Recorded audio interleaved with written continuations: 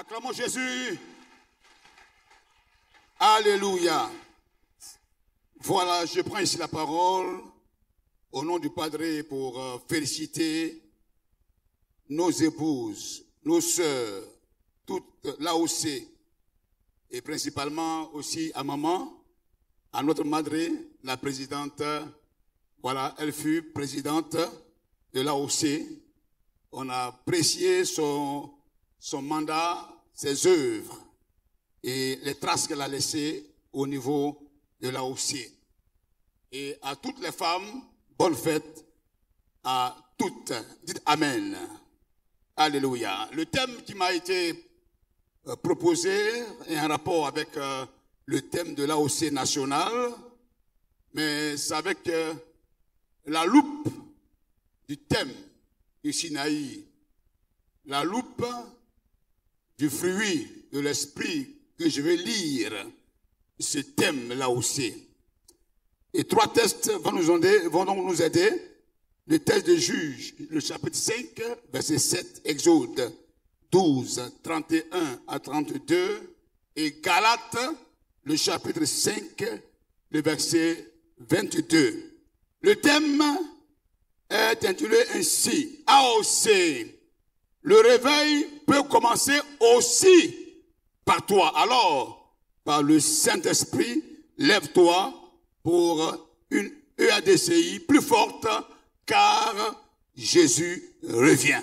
Car Jésus revient. Alors, aidez-moi à faire la lecture. Les différents textes vont être projetés. Le texte de Juges, le chapitre 5, le verset 7. Ensuite, Exode 12, 31 à 32. Et puis Galates 5, 22. Les chefs étaient sans force en Israël. Sans force. Quand je me suis levé, moi, Déborah.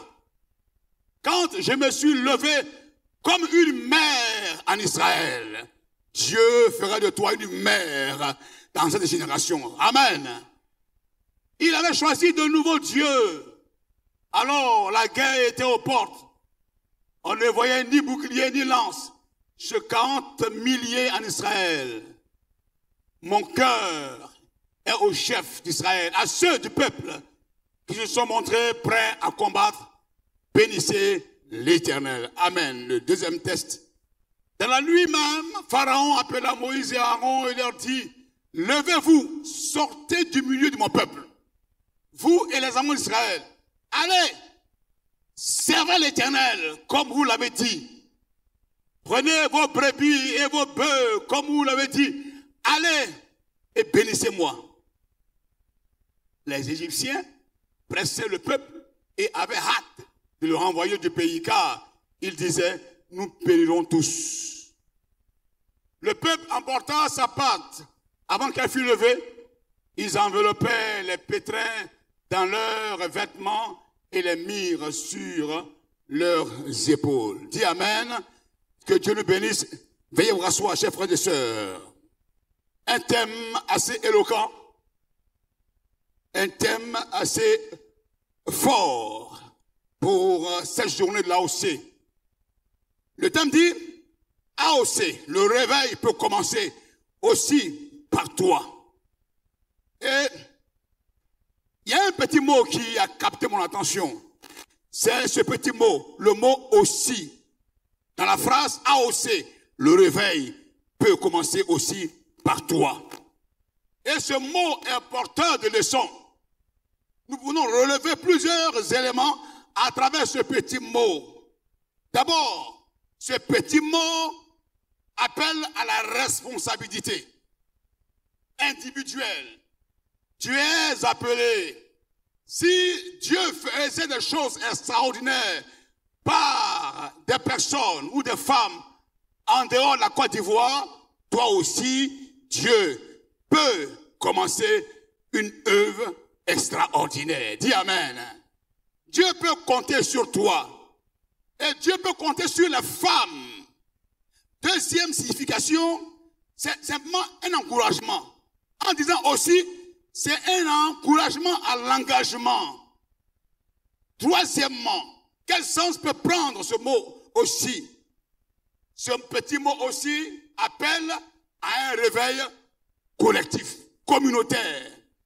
Là aussi est appelé à se lever. C'est le temps du réveil. Et les femmes doivent se lever. Là aussi, l'El-Kabod doit aussi se lever pour la marche la marche vers le réveil. Quatrième signification du mot aussi combat la pensée,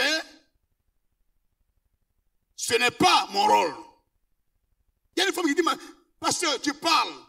Quand on parle de réveil, on parle des pasteurs, on parle des bishops. On parle des éminents hommes de Dieu. Des hommes ouins. Pas moi. Oh, ce matin, regarde-moi très bien. Je dis, c'est ton rôle. Femme, là où tu es assise, c'est ton rôle. Le réveil est aussi à ta porte.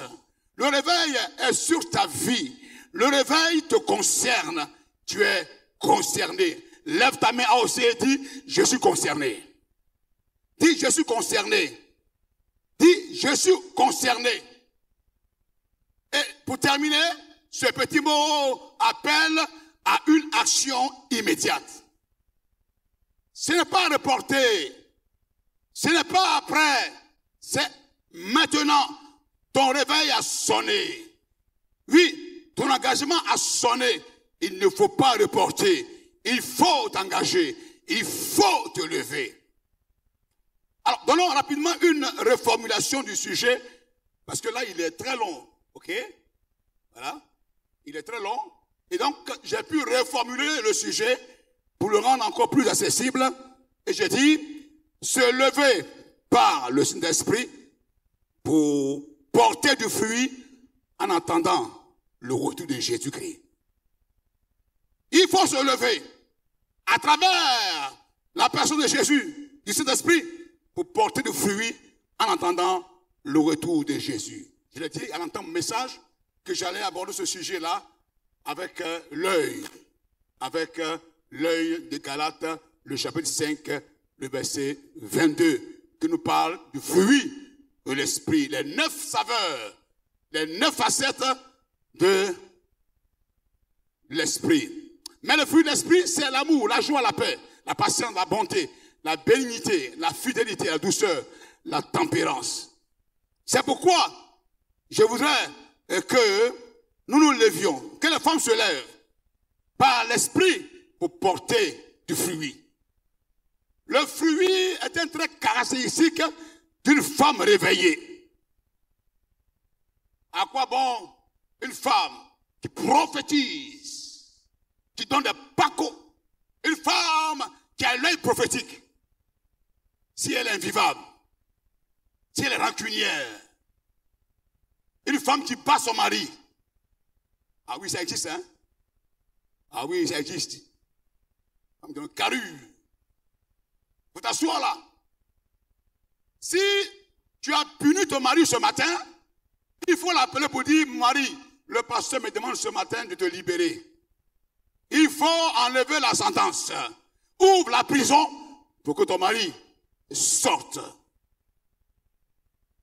Les 3 textes de lus sont lus de façon intentionnelle.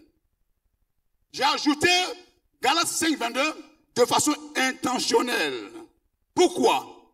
Parce que le réveil, selon Dieu, est un réveil en 3 étapes complémentaires.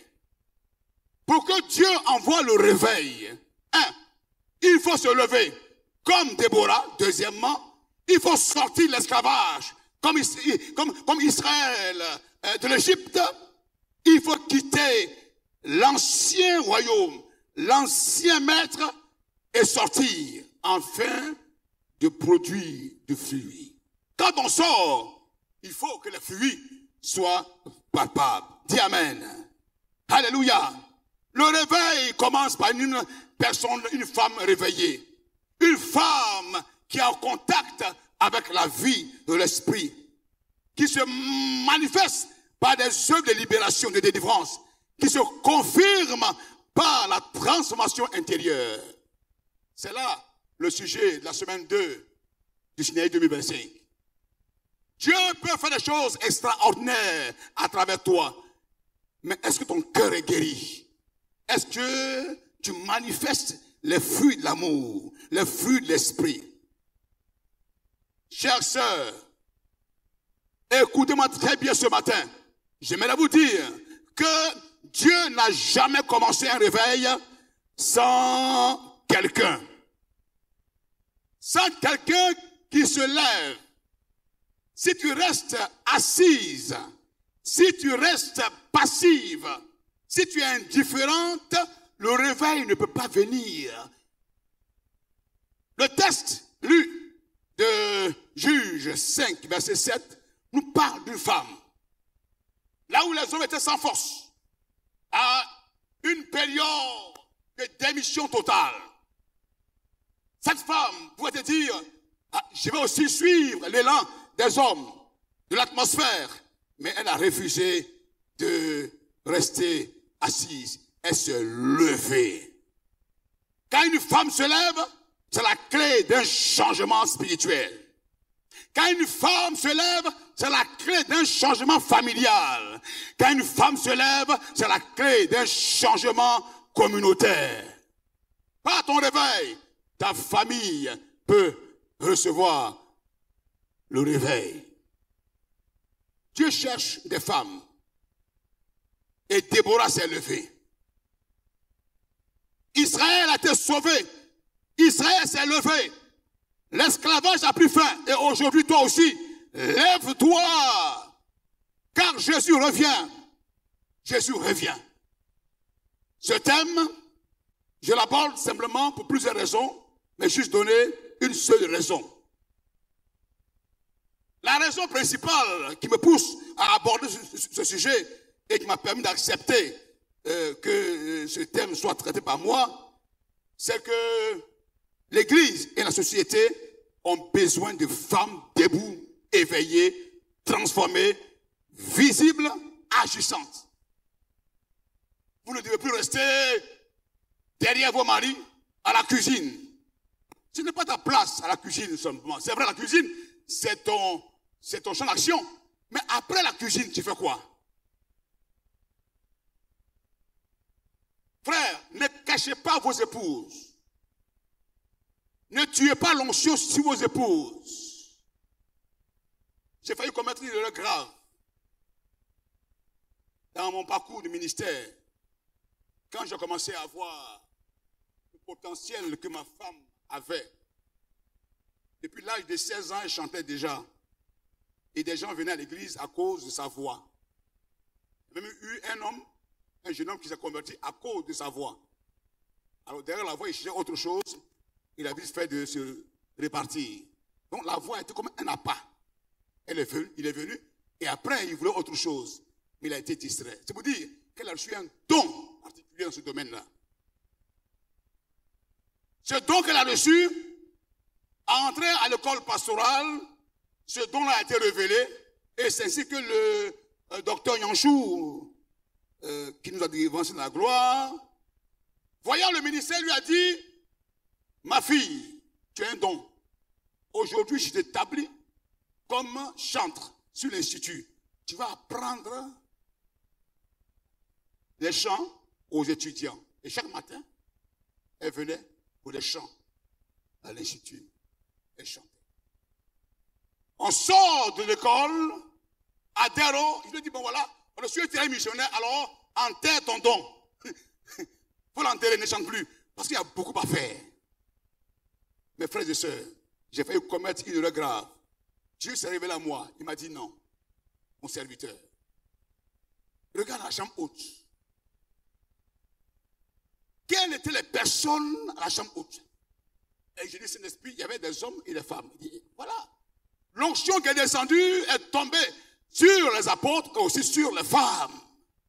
La femme a un couloir pour son ministère. Elle a un don qu'elle doit exprimer. Ne la bloque pas. Et c'est depuis ce jour que j'ai laissé libre cours. J'ai reconnu qu'elle avait un ministère.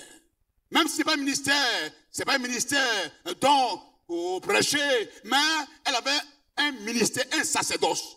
Ainsi, chaque femme sauvée par le nom de Jésus, à travers l'œuvre de la croix, a un ministère. Dis, j'ai un ministère. Oh, mais tu es timide, tu ne crois pas? Tu ne crois pas? Dis, j'ai un ministère. Dis, j'ai un sacerdoce. Dis, j'ai une vocation. J'ai été appelé pour servir. J'ai été appelé pour fonctionner. Alléluia. Que Dieu enlève ce voile-là sur vos yeux. Que Dieu enlève ça sur votre vie. Aux hommes, ne cachez pas. Décelez le don que madame a. Est-ce qu'elle excelle dans un domaine? Il faut laisser la porte.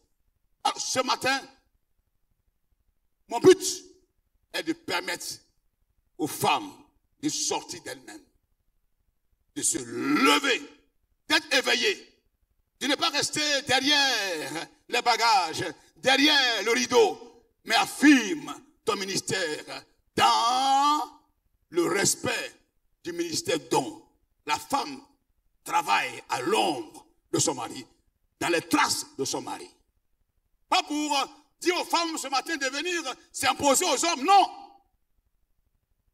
Mais ces femmes doivent travailler, comme souvent le patron le dit.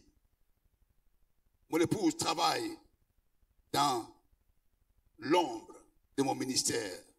Elle a un ministère plein de révélations, de prophéties et authentique, de guérison. Alors, elle travaille dans les limites de mon ministère. Gloire à Dieu.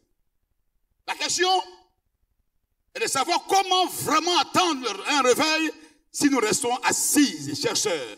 Comment atteindre ou attendre le réveil si on reste enfermé dans des routines, enfermé dans des prisons, dans la honte, la peur. Parce que moi, je ne connais pas, je ne comprends pas français. Tu m'as bluffé. Est-ce qu'on me connaît même ici à l'église? Est-ce que, pasteur, tu penses que Dieu m'a appelé? Le diable est un menteur. Et le diable freine plusieurs femmes. Elles se détruisent à petit feu. Mais c'est l'heure du réveil. C'est l'heure de sortir. C'est l'heure de se présenter comme la Déborah de ta génération. Alléluia. Alléluia. Israël vivait des ténèbres dans l'idolâtrie, dans l'anarchie. Personne ne prenait ses responsabilités. Et Dieu utilise une femme, Déborah, qui se lève comme chef militaire, mais aussi comme une mère spirituelle. Elle dit, je me suis levée, moi, Déborah. Elle a pris ses responsabilités. Elle dit, mère en Israël. Le réveil commence toujours par une femme debout. Quand la femme se lève, le réveil n'est pas loin. Quand la femme prend ses responsabilités, le réveil n'est pas loin. Parce qu'elle est porteuse d'un mandat. Elle est porteuse d'un message.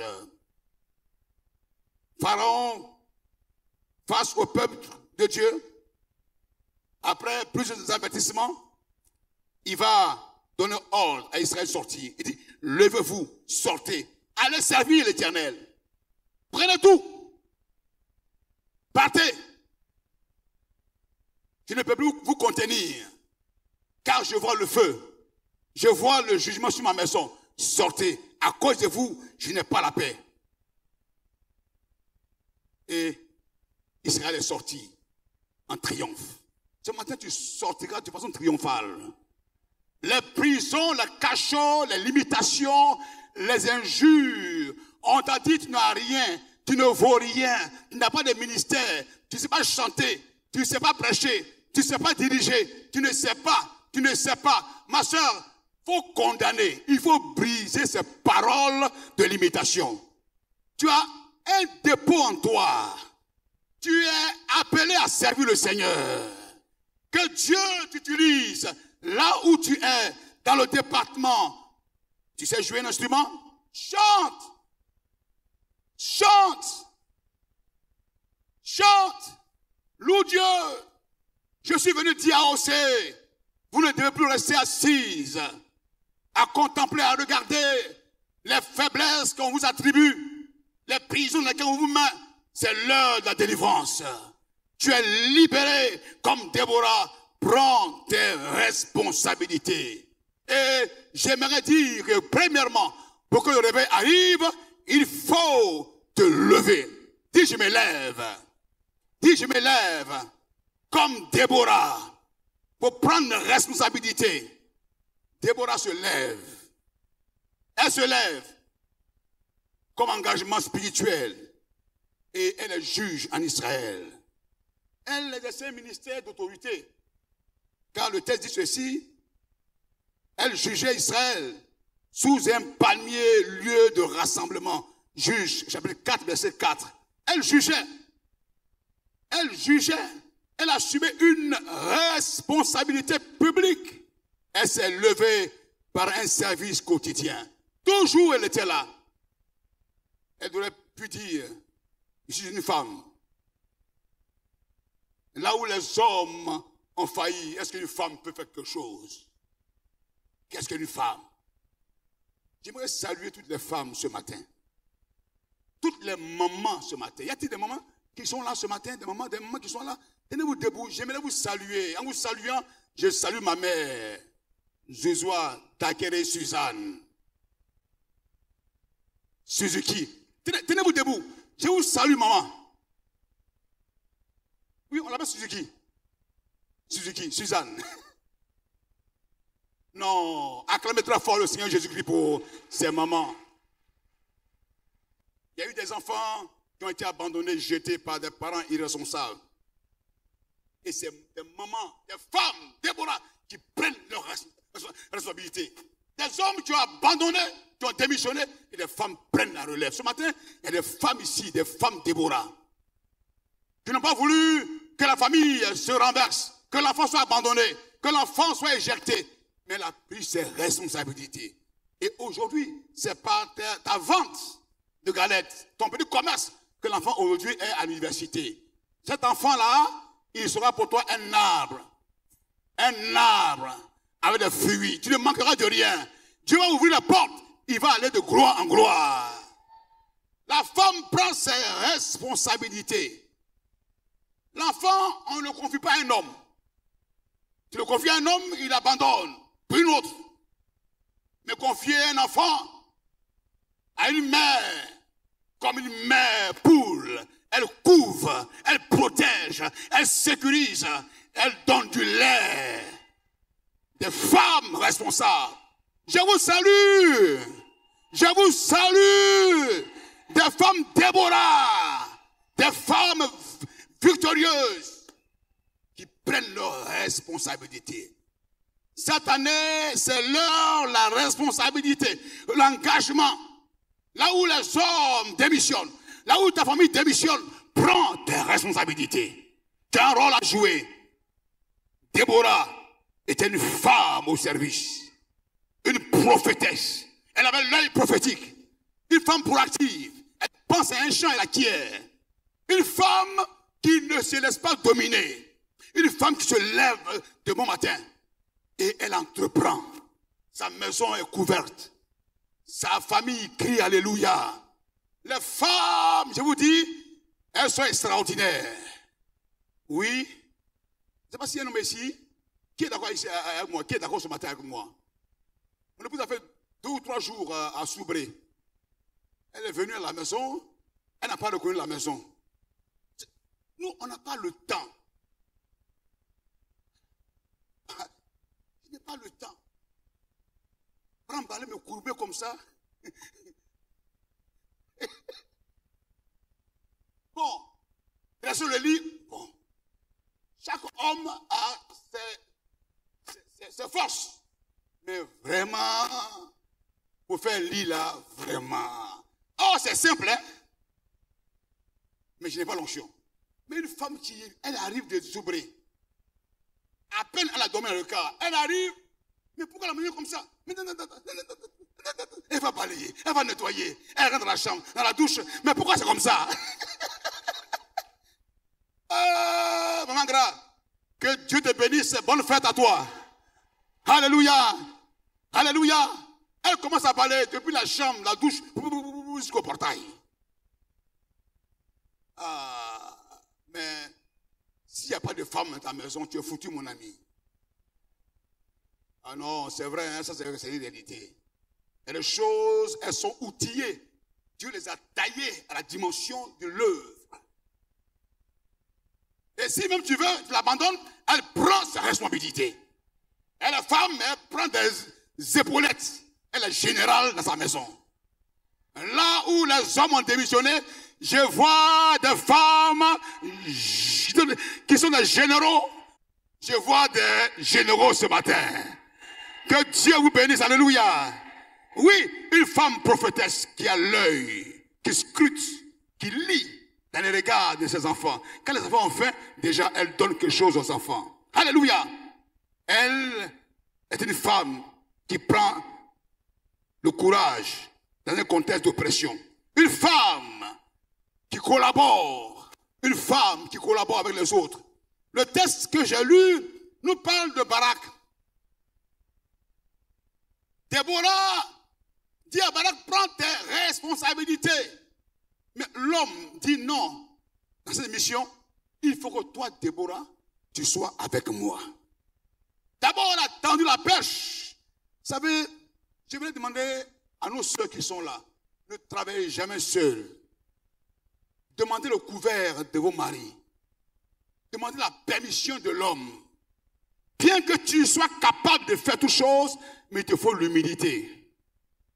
Demandez la collaboration, l'assistance. Une femme réveillée, c'est une femme soumise. Une femme qui aime. Une femme qui reconnaît l'autorité. Une femme qui connaît sa place. L'autre élément que je relève, c'est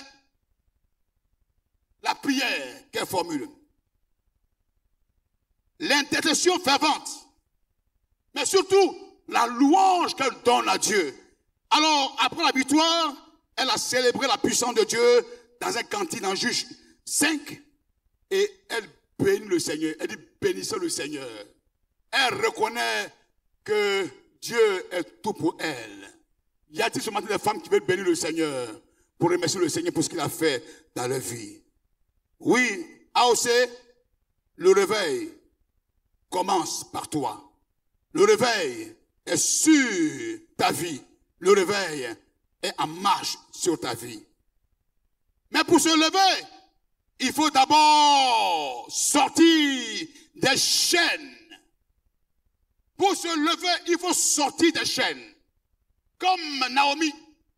Naomi frappée par le malheur à Moab. Quand elle a appris que Dieu a visité Bethléem, alors le texte dit ceci, que Naomi, une femme gracieuse, une femme responsable, une femme qui prend son engagement, elle se leva, elle quitta Moab et elle s'est mise en route. Elle s'est mise en route pour Bethléem. Il faut sortir. Il faut se déconnecter. Quand tu te lèves, il faut quitter l'environnement. Sinon, l'environnement va te faire. On ne peut pas rester debout dans un environnement hostile. Il faut sortir. Il faut sortir comme le peuple d'Israël. Se lever, c'est sortir de l'esclavage et entrer dans une dimension nouvelle, un champ nouveau. Que Dieu donne ce matin à nos sœurs d'emprunter le chemin de la route prophétique, à se lever et aller au-delà des limitations. Que Dieu bénisse cette mise en route, que Dieu comble, oui, ta sortie de ce lieu de ténèbres. Naomi s'est libérée de l'environnement. Sortir, c'est une décision spirituelle. Au-delà de la décision physique que je prends, mais c'est spirituel. Tant que Naomi allait rester à Moab, avec la nouvelle qu'elle a entendue de la restauration de Bethléem, elle n'allait jamais pouvoir entrer dans ses grâces. Elle n'allait pas manger le pain. Elle n'allait pas connaître l'abondance. Il faut sortir de Moab. Moab n'est pas ton territoire. Moab n'est pas ta maison. Moab n'est pas, oui, ton tremplin. Il faut sortir des habitudes d'esclavage. Il faut abandonner. Là, Pharaon, au début, suppliait Israël à rester en Égypte, car les Juifs étaient une main-d'œuvre assez importante en Égypte. C'est eux qui travaillaient, qui montaient le tout, qui bâtissaient les étages. Une main-d'œuvre travailleuse. Alors, cela profitait à Pharaon. Donc, le laisser partir, c'était un échec. Alors, Dieu va intervenir par le sang pour dire à Pharaon, laisse mon peuple s'en aller. Israël devait sortir et partir. Ainsi, AOC, sortez des habitudes d'esclavage qui enchaînent votre esprit. Sortez des mentalités de peur. La peur n'est pas ton partage. Jésus est mort pour te libérer de la peur.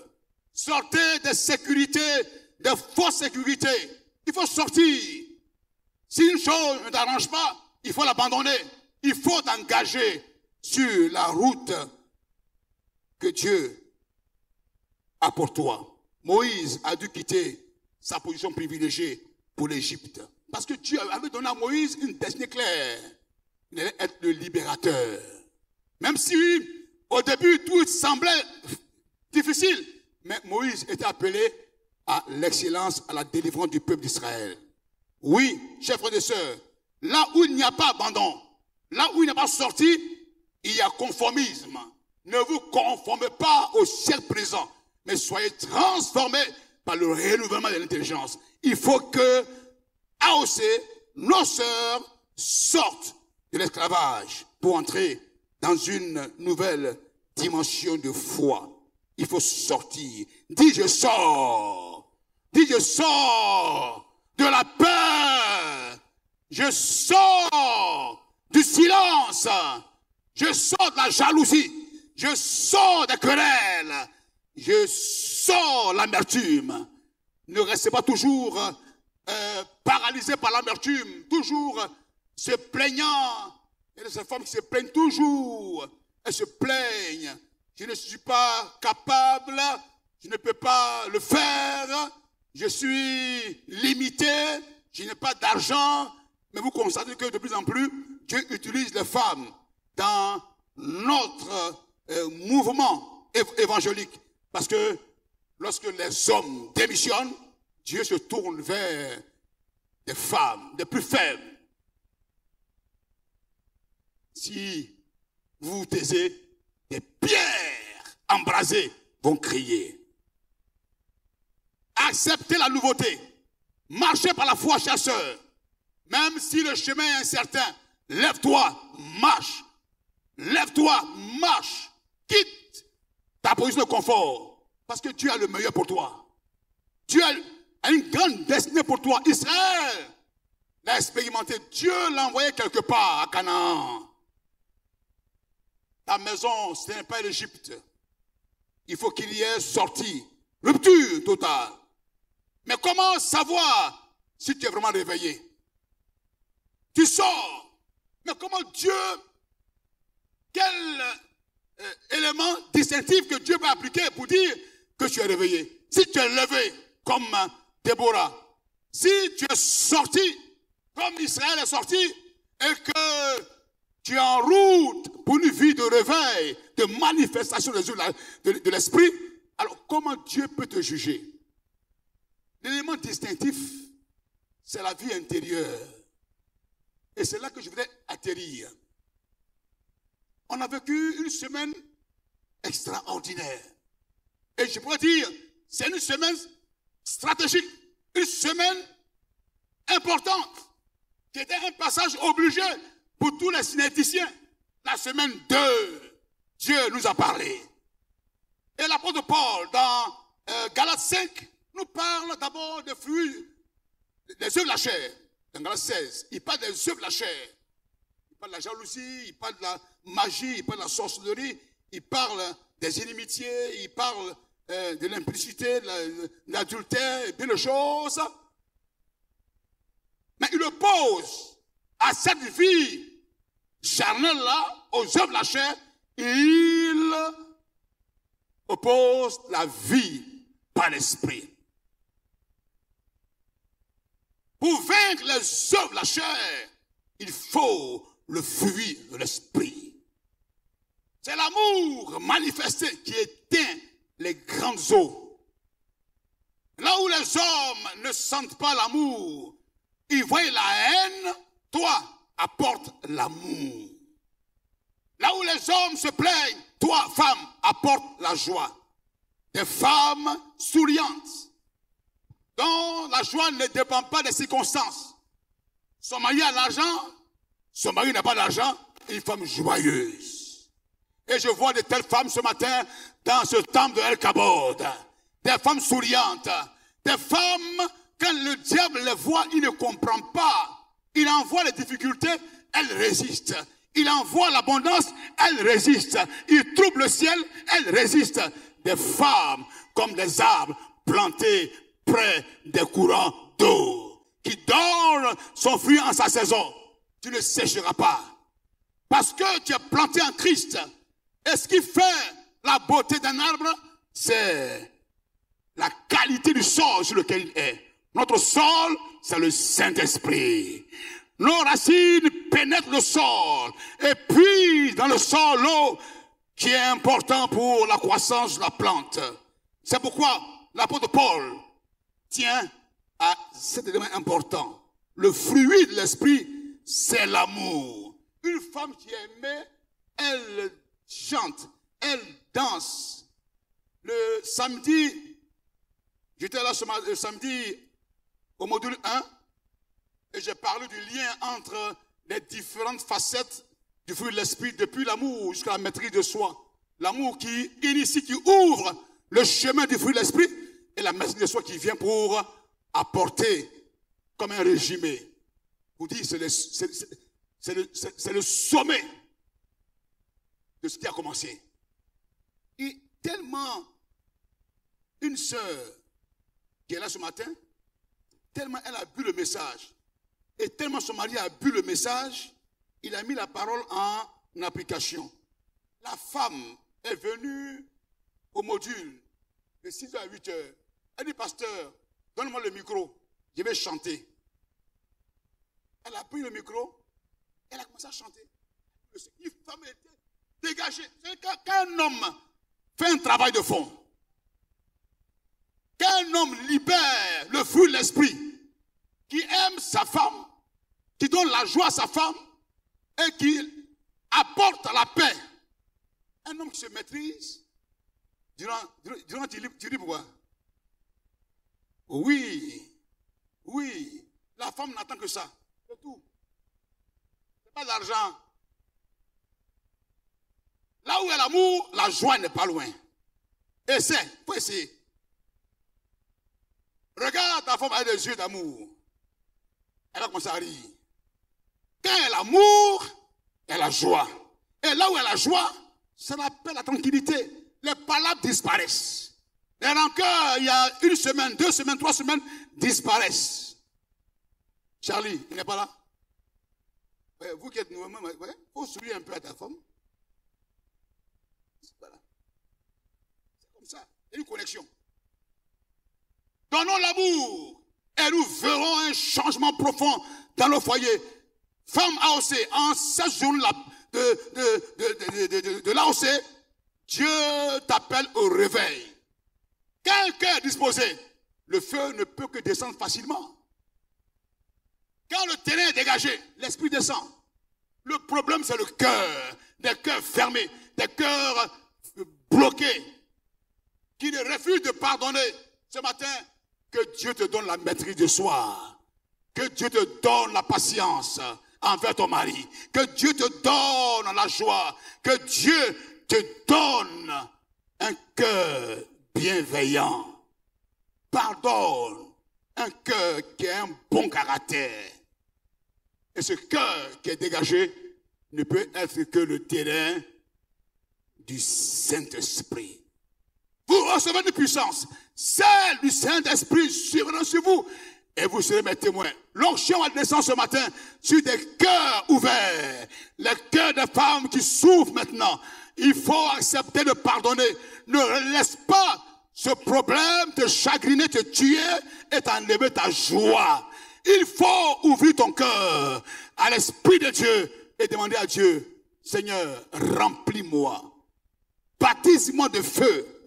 Fais en sorte que je sois une femme embrasée, une femme en feu, une femme incandescente, une femme qui brûle, une femme qui sert le Seigneur, une femme zélée, une femme enthousiaste. On ne peut donner que ce que l'on a reçu. Quand tu reçois le fruit de l'esprit, alors le réveil s'ensuit. Le réveil est là. Le réveil est évident. Le problème, c'est le caractère, l'intérieur. Que Dieu vous bénisse, chers sœurs. Des cœurs travaillés, des cœurs renouvelés, des cœurs bénis. L'exemple que je vais prendre ici, c'est un exemple négatif. Celui de Sarah, dans Genèse 16, verset 1 à 4. Une femme impatiente, qui a précipité les choses. Des femmes qui orchestrent tout pour renverser la maison. Mais elle ne peut pas être de femme de réveil. Car là où l'esprit descend, là où le réveil arrive, il faut la patience.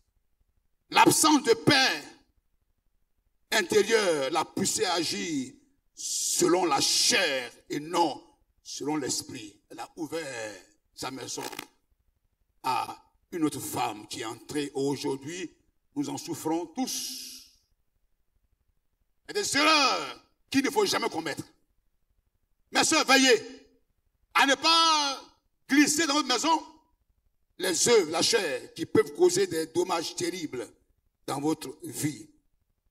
Soyez des femmes qui vivent au rythme du fruit de l'esprit.